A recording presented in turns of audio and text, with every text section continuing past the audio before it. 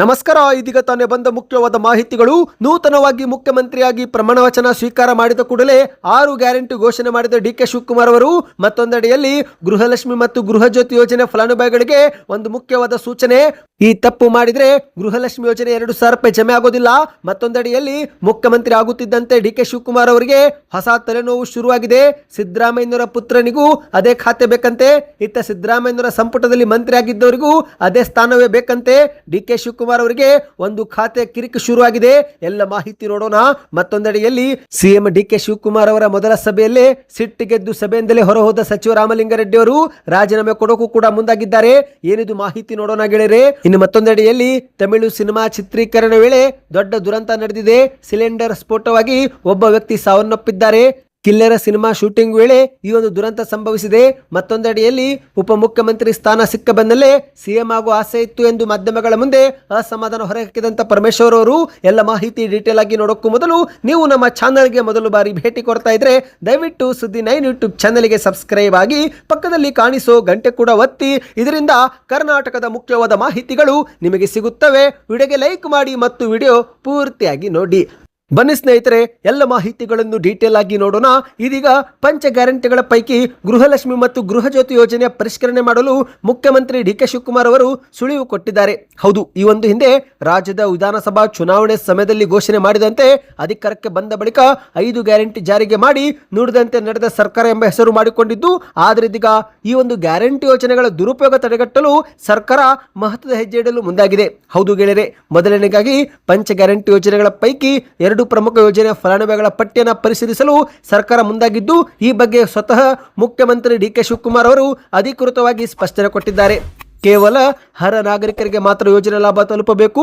ಹಾಗಾಗಿ ಈ ನಿರ್ಧಾರ ತೆಗೆದುಕೊಂಡಿದ್ದೇವೆ ಎಂದು ಮುಖ್ಯಮಂತ್ರಿ ಡಿಕೆ ಶಿವಕುಮಾರ್ ಅವರು ಇಂದು ಮಾಧ್ಯಮಗಳ ಮುಂದೆ ತಿಳಿಸಿದ್ದಾರೆ. ಸ್ನೇಹಿತರೆ, ಮೊದಲನೇದಾಗಿ ಗೃಹಲಕ್ಷ್ಮಿ ಮತ್ತು ಗೃಹಜ್ಯೋತಿ ಯೋಜನೆಯ ಫಲಾನುಭವಿಗಳ ಪಟ್ಟಿಯನ್ನು ಸರ್ಕಾರ ಈ ಒಂದು ಪರಿಶೀಲಿಸಲು ಮುಂದಾಗಿದೆ.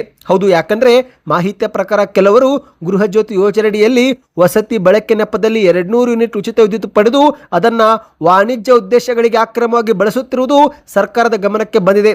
ಅಷ್ಟು ಮಾತ್ರವಲ್ಲ, ಇನ್ನು ಕೆಲವರು 5-6 ಹೆಸರಲ್ಲಿ ವಿದ್ಯುತ್ ಮೀಟರ್ ಪಡೆದುಕೊಂಡು ಅಧಿಕವಾಗಿ ವಿದ್ಯುತ್ ಪಡೆದುಕೊಳ್ಳುತ್ತಿರುವುದು ಕೂಡ ಲಭ್ಯವಾಗಿದೆ. ಹಾಗಾಗಿ ಸರ್ಕಾರ ಈ ಒಂದು ಗೃಹಜ್ಯೋತಿ ಯೋಜನೆಯನ್ನು ಪರಿಷ್ಕರಿಸಲು ಮುಂದಾಗಿದೆ ಎಂದು ಡಿಕೆ ಶಿವಕುಮಾರ್ ಅವರು ಹೇಳಿದ್ದಾರೆ. ಇಲ್ಲಿ ಮತ್ತೊಂದು ಶಾಕಿಂಗ್ ಮಾಹಿತಿ ಅಂದರೆ ಮಹಿಳೆಯರ ಜನಪ್ರಿಯ ಯೋಜನೆ ಆಗಿರುವ ಗೃಹಲಕ್ಷ್ಮಿ ಯೋಜನೆಯ ಪಟ್ಟಿಯೂ ಕೂಡ ಪರಿಷ್ಕರಿಸಲಾಗ್ತಾ ಇದೆ. ಯಾಕಂದ್ರೆ ಹಣ ಬಿಡುಗಡೆ ಮಾಡಿದಾಗೊಮ್ಮೆ 100 ಕೋಟಿ 200 ಕೋಟಿ ಹಣ ದುರುಪಯೋಗವಾಗ್ತಾ ಇದೆ ಅಂತೆ. ಸ್ವತಃ ಡಿಕೆ ಶಿವಕುಮಾರ್ ಅವರೇ ಈ ಬಗ್ಗೆ ಮಾಹಿತಿ ಕೊಟ್ಟಿದ್ದಾರೆ. ಮೃತಪಟ್ಟ ಮಹಿಳೆಯರ ಹೆಸರಲ್ಲೂ ಕೂಡ ಗೃಹಲಕ್ಷ್ಮಿ ಯೋಜನೆಗೆ ಅರ್ಜಿ ಹಾಕಿ ATM ನಿಂದ ಹಣ ಡ್ರಾ ಮಾಡಿಕೊಳ್ಳಲಾಗ್ತಾ ಇದೆ.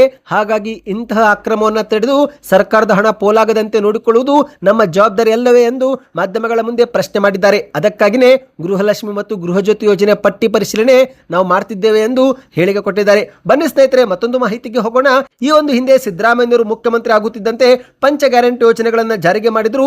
ಈಗ ಅದರಂತೆ ಡಿಕೆ ಶಿವಕುಮಾರ್ ಅವರು ಒಂದು ಹೆಜ್ಜೆ ಮುಂದೆ ಹೋಗಿ 6 ಗ್ಯಾರಂಟಿಗಳನ್ನು ಘೋಷಣೆ ಮಾಡಿದ್ದಾರೆ. ಹೌದು, ನೂತನವಾಗಿ ಮುಖ್ಯಮಂತ್ರಿ ಅಧಿಕಾರ ಸ್ವೀಕಾರ ಮಾಡಿದ ಮಾರನೇ ದಿನವೇ 6 ಗ್ಯಾರಂಟಿಗಳನ್ನು ಕೊಡುವ ಭರವಸೆ ಡಿಕೆ ಶಿವಕುಮಾರ್ ಅವರು ನೀಡಿದ್ದಾರೆ. ಹೌದು, ತಮ್ಮ ಮೊದಲ ಸಚಿವ ಸಂಪುಟದಲ್ಲೇ ರೈತರಿಗೆ, ಯುವಕರಿಗೆ ಮತ್ತು ವಿದ್ಯಾರ್ಥಿಗಳಿಗೆ ಸೇರಿದಂತೆ ಹಲವರ ಸಮಸ್ಯೆ ಬಗೆಹರಿಸುವುದಕ್ಕೆ ವಿಶೇಷ ಒತ್ತನ್ನ ಮುಖ್ಯಮಂತ್ರಿ ಡಿಕೆ ಶಿವಕುಮಾರ್ ಅವರು ಕೊಟ್ಟಿದ್ದು, ಈಗ ವಿದ್ಯಾರ್ಥಿಗಳಿಗೆ ಉಚಿತ ಬಸ್ ಪಾಸ್ ನೀಡುವುದು ಸೇರಿ ಒಟ್ಟು 6 ಗ್ಯಾರಂಟಿಗಳನ್ನ ಪ್ರಕಟಿಸಿದ್ದಾರೆ. ಸ್ನೇಹಿತರೆ, ಮುಖ್ಯಮಂತ್ರಿಯಾಗಿ ಪ್ರಮಾಣ ವಚನ ಸ್ವೀಕಾರ ಮಾಡಿದ ಬಳಿಕ ನಡೆದಂತ ಮೊದಲ ಸಂಪುಟ ಸಭೆಯಲ್ಲೇ ಈ ಒಂದು ತೀರ್ಮಾನ ತೆಗೆದುಕೊಳ್ಳಲಾಗಿದೆ. ಯಾವಪ್ಪ ಅವು 6 ಗ್ಯಾರಂಟಿ ಎಂಬ ಪ್ರಶ್ನೆ ಇದ್ರೆ ಅದಕ್ಕೆ ಉತ್ತರ ಸ್ನೇಹಿತರೆ, ಮೊದಲನೇದಾಗಿ ಎಲ್ಲಾ ವಿದ್ಯಾರ್ಥಿಗಳಿಗೆ ಉಚಿತ ಬಸ್ ಪಾಸ್. ಈ ಒಂದು ಹಿಂದೆ ತಿಂಗಳಿಗೆ 400 ರೂಪಾಯಿ 500 ರೂಪಾಯಿ ಬಸ್ ಪಾಸ್ಗೆ ಹಣ ಕೊಡಬಹುದಾಗಿತ್ತು. ಆದರೆ ಇನ್ನು ಮುಂದೆ ಬಸ್ ಪಾಸ್ ಕೂಡ ಉಚಿತವಾಗಿ ಕೊಡಲು ಸರ್ಕಾರ ನಿರ್ಧಾರ ಮಾಡಿದೆ. ಆದರೆ ವಿದ್ಯಾರ್ಥಿಗಳು ಅರ್ಜಿ ಹಾಕುವುದು ಕಡ್ಡಾಯ ಎಂದು ಡಿಕೆ ಶಿವಕುಮಾರ್ ಅವರು ಹೇಳಿದ್ದಾರೆ. ಹೌದು, LKGಯಿಂದ ಹಿಡಿದು ಕಾಲೇಜುವರೆಗೆ ಹೋಗುತ್ತಿರುವ ಎಲ್ಲಾ ವಿದ್ಯಾರ್ಥಿಗಳಿಗೆ ಉಚಿತ ಬಸ್ ಪಾಸ್ ಸೌಲಭ್ಯ ಕೊಡುತ್ತೇವೆ ಎಂದಿದ್ದಾರೆ. ಸ್ನೇಹಿತರೆ, ಸ್ವತಃ ಡಿಕೆ ಶಿವಕುಮಾರ್ ಅವರೇ LKG, ಪ್ರಾಥಮಿಕ, ಪ್ರೌಢಶಾಲೆ, PUC ಕಾಲೇಜು ವಿದ್ಯಾರ್ಥಿಗಳಿಗೆ ಸಾರಿಗೆ ಇಲಾಖೆಯಿಂದಲೇ ಅರ್ಜಿ ಸಲ್ಲಿಕೆ ಮಾಡಿ ಸೌಲಭ್ಯ ಪಡೆದುಕೊಳ್ಳಬಹುದು. ಆದರೆ ಅರ್ಜಿ ಹಾಕುವುದು ಕಡ್ಡಾಯ. ಇದಕ್ಕಾಗಿ ನಮ್ಮ ಬಳಿ ಹಣಕಾಸು ವ್ಯವಸ್ಥೆಯೂ ಕೂಡ ಇದೆ ಎಂದು ಡಿಕೆ ಶಿವಕುಮಾರ್ ಅವರು ಹೇಳಿದ್ದಾರೆ. ಇನ್ನು ಎರಡನೇ ಗ್ಯಾರಂಟಿ ಕೂಡಲೇ 56,000 ಹುದ್ದೆಗಳನ್ನು ನೇಮಕ ಮಾಡುವುದಾಗಿ ಡಿಕೆ ಶಿವಕುಮಾರ್ ಅವರು ಘೋಷಣೆ ಮಾಡಿದ್ದಾರೆ. ಇನ್ನು ಮೂರನೇ ಗ್ಯಾರಂಟಿ ಖಾಸಗಿ ಉದ್ಯೋಗ ವಿನಿಮಯ ಕೇಂದ್ರ ಸ್ಥಾಪನೆ ಮಾಡುವುದು. ಹೌದು, ಈ ಒಂದು ಹಿಂದೆ ಸರ್ಕಾರಿ ಉದ್ಯೋಗ ವಿನಿಮಯ ಕೇಂದ್ರಗಳಿತ್ತು. ಈಗ ಅದೇ ಮಾದರಿಯಲ್ಲಿ ಖಾಸಗಿ ಉದ್ಯೋಗ ವಿನಿಮಯ ಕೇಂದ್ರ ಸ್ಥಾಪನೆ ಮಾಡುವುದಾಗಿ ಡಿಕೆ ಶಿವಕುಮಾರ್ ಅವರು ಹೇಳಿದ್ದಾರೆ. ಈ ಒಂದು ಸಮಿತಿಯಿಂದ ಸರ್ಕಾರಕ್ಕೆ ಖಾಸಗಿ ಉದ್ಯೋಗ ಕೊಡುವಂತಹ ಸಂಸ್ಥೆಗಳ ಜೊತೆಗೆ ಸಮಾಲೋಚನೆ ನಡೆಸುವ ಜೊತೆಗೆ ಉದ್ಯೋಗದಲ್ಲಿ ಕನ್ನಡಿಗರಿಗೆ ಆದ್ಯತೆ ಕೊಡುವುದಕ್ಕೆ ಸಹಕಾರಿಯಾಗಲಿದೆ. ಇನ್ನು ನಾಲ್ಕನೇದಾಗಿ ಸ್ನೇಹಿತರೆ 10,000 ಭಾರತ ಜೋಡೋ ಯುವಕರ ಸಂಘ ರಚನೆ ಮಾಡುವುದಾಗಿ ಡಿಕೆ ಶಿವಕುಮಾರ್ ಅವರು ಹೇಳಿದ್ದಾರೆ. ಗ್ರಾಮೀಣ ಪ್ರದೇಶದಲ್ಲಿ 6,000, ಪಂಚಾಯಿತಿಗಳಲ್ಲಿ ಮತ್ತು ನಗರ ಪ್ರದೇಶಗಳಲ್ಲಿ 4,000, ವಾರ್ಡ್ಗಳಲ್ಲಿ 10,000 ಭಾರತ ಜೋಡೋ ಯುವಕ ಸಂಘ ರಚನೆ ಮಾಡುವುದಾಗಿ ಹೇಳಿದ್ದು, ಈ ಒಂದು ಯುವಕ ಸಂಘಗಳಿಗೆ ಸರ್ಕಾರದಿಂದಲೇ 10 ಲಕ್ಷ ರೂಪಾಯಿ ಅನುದಾನ ಕೊಡುತ್ತೇವೆ.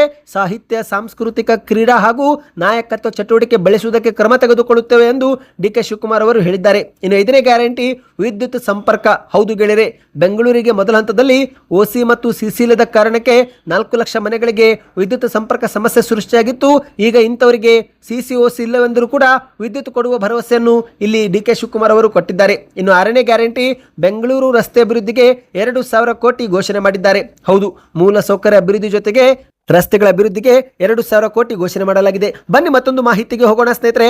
ಮುಖ್ಯಮಂತ್ರಿ ಆಗುತ್ತಿದ್ದಂತೆ ಡಿಕೆ ಶಿವಕುಮಾರ್ ಅವರಿಗೆ ಖಾತೆ ಹಂಚಿಕೆಯ ಸವಾಲು ಎದುರಾಗಿದೆ. ಯಾಕಂದ್ರೆ ಸಿದ್ದರಾಮಯ್ಯರ ಪುತ್ರನಿಗೂ ಕೂಡ ಅದೇ ಖಾತೆ ಬೇಕಂತೆ. ಇತ್ತ ಸಿದ್ದರಾಮಯ್ಯರ ಸಂಪುಟದಲ್ಲಿ ಮಂತ್ರಿ ಆಗಿದ್ದವರಿಗೂ ಕೂಡ ಅದೇ ಸ್ಥಾನಗಳೇ ಬೇಕಂತೆ. ಇತ್ತ ಡಿಕೆ ಶಿವಕುಮಾರ್ ಅವರು ಎಲ್ಲವನ್ನು ಕೂಡ ಹೈಕಮಾಂಡ್ ಮೇಲೆ ಹಾಕಿದ್ದಾರೆ. ಹೌದು, ಸಾಕಷ್ಟು ಅಳೆದು ತೂಗಿ ತಮ್ಮ ಸಂಪುಟಕ್ಕೆ 13 ಮಂದಿ ಸಚಿವರನ್ನ ಸೇರ್ಪಡೆ ಮಾಡಿಕೊಂಡಿರುವಂತಹ ಮುಖ್ಯಮಂತ್ರಿ ಡಿಕೆ ಶಿವಕುಮಾರ್ ಅವರಿಗೆ ಈಗ ಯಾರಿಗೆ ಯಾವ ಸ್ಥಾನ ಕೊಡಬೇಕು ಎಂಬ ಒಂದು ಖಾತೆ ಹಂಚಿಕೆ ಸವಾಲು ಎದುರಾಗಿದೆ ಸ್ನೇಹಿತರೆ.